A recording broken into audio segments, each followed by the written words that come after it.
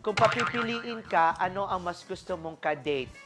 Tomboy or straight na lalaki? Straight na guy, of course. Ay, ganon. Bakit? Hindi ko masyado pag straight kasi, alam mo yung feeling na you are protected. Na alam mo na, lalo na pag bruise mo. Ganon. Sa bagay, totoo naman yan. Pero kung ang tomboy, hindi ko pinupush kung ang tomboy ay gwapo at brusko din naman. Sorry. Pero kasi iba din kasi nabibigay ng mga